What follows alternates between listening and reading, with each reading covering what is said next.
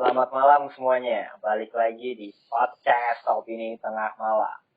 Jadi hari ini kita akan ngebahas tentang bosan nih konspirasi dulu kan. Dan kemarin juga kayaknya cukup rame nih series tentang Money Heist, La Casa de Papel. Jadi juga pas gue tanya di Twitter bahasnya gitu, ternyata ya udah yuk bahas katanya. Akhirnya kita bahas nih, kita kasih opini kita tentang La Casa de Papel ini yang menurut gue season 3-nya itu kurang lah gitu, tapi season 4-nya ternyata ya oke lah gitu. Jadi nanti kita kasih opini kita, dan tentu di akhir setelah review kita akan ada segmen Bakekho, bacain keseruan komentar. Asik. Jadi nanti akan ada komentar karena gue nyebar di Instagram sama Twitter tentang kalau lu ngerampok bank, tandranya ada si Arturito ini, mau lu apain gitu. Nah ini unik-unik banget jawabannya kan, dan akan seru dan akan lucu banget. Jadi dengerin terus sampai selesai gitu, dan ada juga di YouTube-nya tentunya. Dan pakai kacamata konspirasinya, tetap open minded, balik lagi di podcast Diskusi Opini Tengah Malam.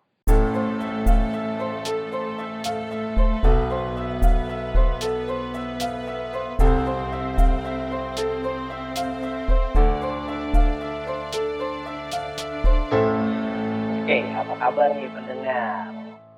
Baik-baik aja kan? Stay home, stay safe. Oke. Masih balik lagi, sebutin nama kalian ya. Masih balik lagi bareng gua Bimo Konspirator. Labil Faris realistis Di podcast Opini Tengah Malam. Nah, jadi sebelum masuk, tetap gue mau kasih tahu di YouTube Opini Tengah Malam udah ada beberapa konten, kalian bisa saksikan, bisa follow dan subscribe.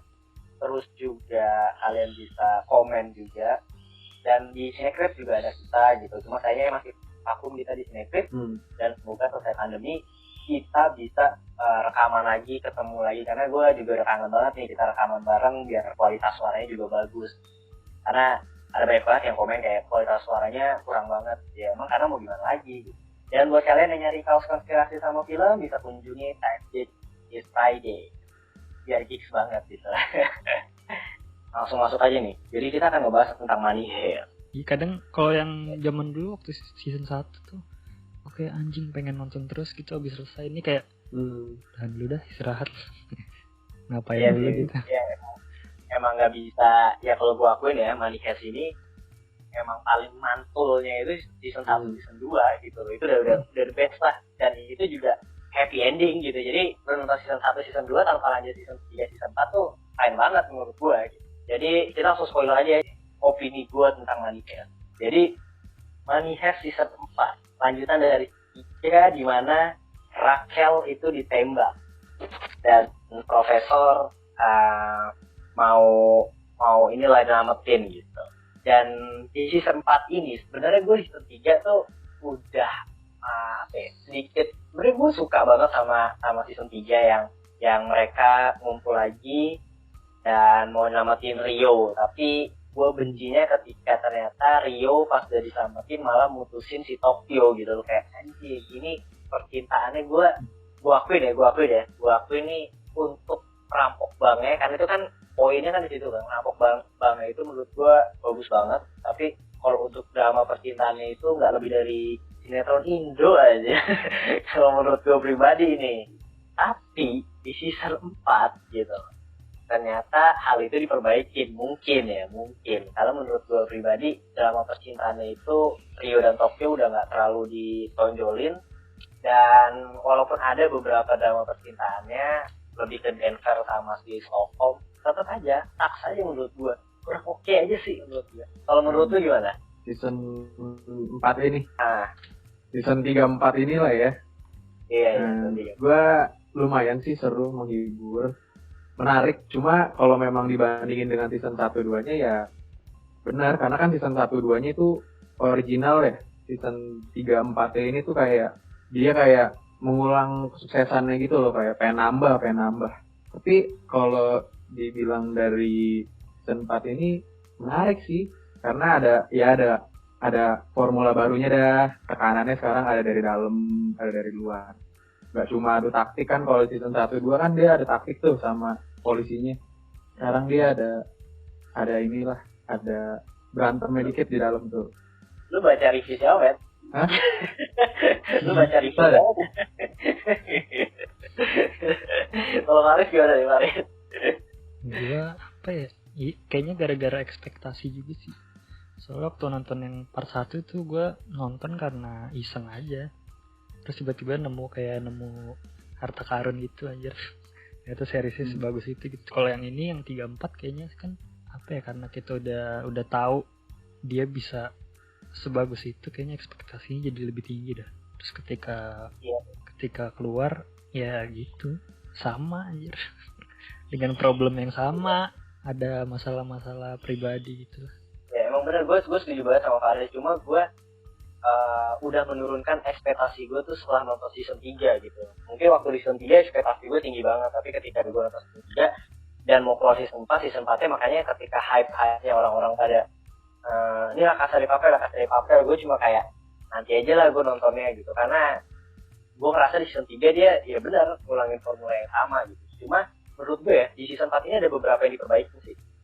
Yang pertama nih, kalau menurut gue pribadi, lebih rasional aja. Lebih rasional dalam arti polisinya tuh udah nggak sebodoh dulu lah gitu.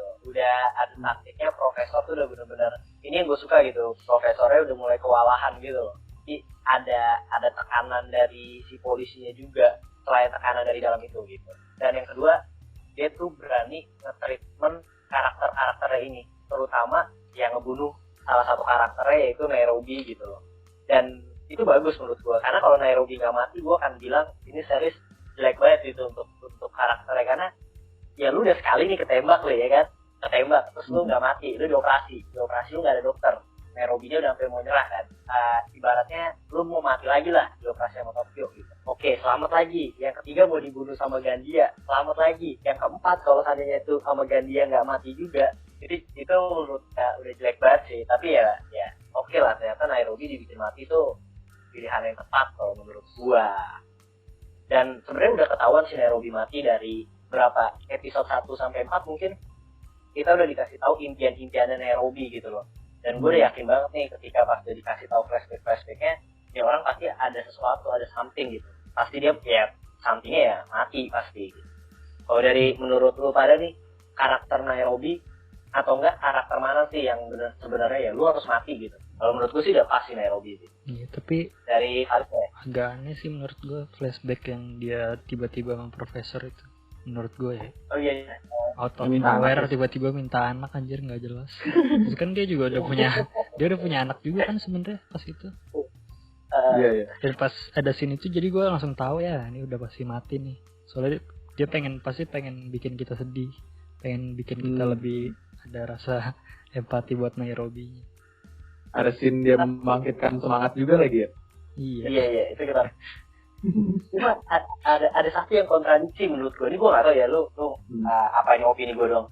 Dia yang waktu pas dia habis sembuh nih, dia kan nyemangatin tuh di bawah tuh, tau nggak ya, yang si emasnya yang mau cari emas. Dia kayak kita tuh harus gini, kita tuh nggak boleh kalah, bla bla bla, kita harus berani dan lain-lain gitu. Tapi di sisi lain pas dia sekarang dia minta dikeluarin aja dari dia minta di penjara gitu loh. Dia lebih baik di penjara dibanding dia mati, ya gak sih? Ya lu kenapa sih gitu? Jangan lu udah selamat, lu maki-maki orang selamatin. Jangan lu tadi sekarang lu takut lu mati, goblok nih. Tapi gue gak tau sih itu cuma opini. Gue malah merasa polisinya ini dah goblok kan. Iya, belajar dari sebelumnya. Maksudnya bukan besides si pemimpinnya si Sierra sama Tamayo. Polisi-polisi prajurit-prajurit kecil itu loh. Kayak di luar gini doang berhari-hari nggak ngapa-ngapain, nggak ada gunanya. Iya kan sama gua. Ya, tapi kalau yang di season 1 kan ada polisi ngegerebek gitu loh. Ada rencana ngegerebek gitu. Kayak di sini kayak mereka nggak ada gunanya. Ternyata si Angel nggak berguna ya. Dia aja ketipu aja, udah sering ketipu berkali-kali, masih aja ketipu. 4 season ketipu mulu anjir. Coba ya. Kasihan deh. Nah, gue mau nanya lagi nih. Ngasih tahu sih lebih tepatnya. Ada satu karakter yang menurut gue ini salah satu karakter yang tadinya ditunggu-tunggu, tapi malah jadi sampah sih gue. Ini jujur aja gue. Palermo. Menurut gue dia salah satu karakter yang apa ya?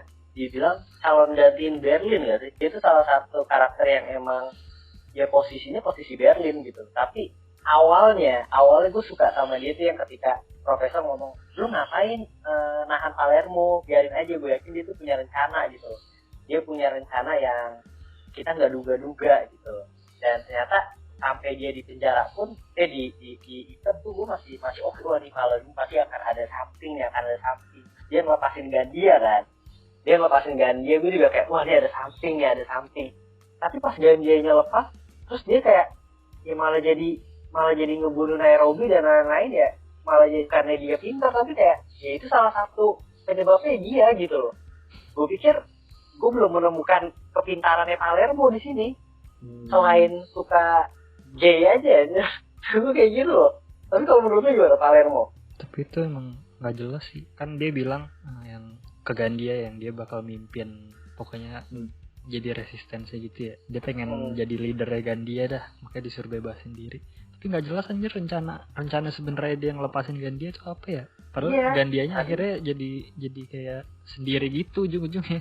Iya, nggak minta bantuan Palermo gitu. Terus Palermo-nya balik lagi anjir. Segampang itu kayak iya join lagi deh. Itu dimaafin ya. Itu juga salah satu kontradiksi aja sih.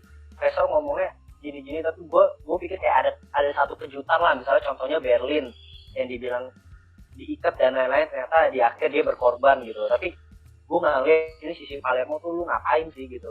Padahal lu salah satu pengganti Berlin gitu. Itu sih kalau dari gue. Dan ada, kalau menurut lu Gandia sendiri gimana? Kan Gandia ini salah satu apa berarti ya, tekanan dari dalamnya kan. Keren bro. Nah, gue keren. Belut aja. Kesel banget gue kagak mati-mati. Kena ya anjing. Ini anehnya sih, gue yang bener-bener anehnya sih. Dari seluruh kan kayak series CVT Money Heist ya? Iya, dari part 1 anjing. Aneh banget nih. Soalnya dua kali kan ya dia baku tembak ya. Kayak pertama di lift. Maksudnya juga udah kalah orang loh. Kalah orang depan belakang lagi ya. Tapi yang paling aneh yang pas dia habis nembak Nairobi sih. Tolol ya. Maksudnya ada yang itu nembak. masa kagak ada yang kena anjir. Maksudnya apalagi gue habis itu langsung kan kayak, kok nggak kena dah. Gue langsung nyari latar belakangnya semua orang tuh yang lagi megang senjata tuh. Si Bogota, si Palermo, sama si Helsinki. Terus kan ya walaupun Helsinki tuh antara war veteran gue lihat. Masa kagak kena anjir? Itu udah open banget soalnya. Mas kan pas udah open buat pas mereka lagi hadap-hadapan kan harusnya kan pasti selalu ada yang siap gini kan nodong. Misalnya dia ngelakuin hal sekecil apapun tuh udah jeder pasti harusnya. Terus adu tembaknya menurut gue terlalu lebay aja sih. Selalu di situ masalahnya anjir. Action tembakannya selalu nggak masuk akal dah. Dari part 1 ya. Part 1 parah banget sih tuh yang Rio ya yang udah jatuh. Diorong Rio sama ini tempat sama Tokyo ya. Sama Tokyo yang mau balik lagi ke belakang. Tapi ini yang Gandia emang pas itu emang dia menurut gue jadinya OP aja sih. Jadi ya kayak gitulah. Itu salah satu kekurangannya sih. Tapi ada satu nih. Gue dapet ini nih. Ada komen orang nih tentang kematian Nairobi. Pas dia dibawa di peti mati keluar. Itu kan sebelumnya dia kayak udah saling suka sama Bogota ya. Kasian tapi ini keren dah. Jadi tuh ada pas mereka ngelihat dari jendela tuh ada Bogota lagi ngelihat dari jendela tempat Nairobi ditembak sniper ke hatinya gitu loh. Jadi ibaratnya tuh bisa diumpamakan Bogota hatinya hancur itu kayak keren aja. Tapi itu juga salah satu ini sih gue. Kayak Nairobi tuh kayak ngebet banget nikah nih. Iya sih. Profesor mau pinggir kan. Ini ya. Di kota-kota itu. Iya, Helsinki kasihan juga ya. Iya anjir Helsinki paling kasihan gue. Jadi sad boy anjir. Sad boy. Jadi apa? Gitu sih kayak. Kasian banget si Gentle Giant. Badannya gede tapi hatinya besar. Dia emang salah satu ya karakter yang menurut gue bagus. Oke lah dari part 1 sampai sekarang paling oke lah. Dan Padahal Gak ada haternya kali ya. series yang wajib ditonton. Dan kita ngomong kayak gini karena emang season 1 season 2 nya itu bagus parah lah gitu loh. Yang membuat ekspektasi lu pada tinggi dan membuat seri Money Heist ini underrated aja gitu.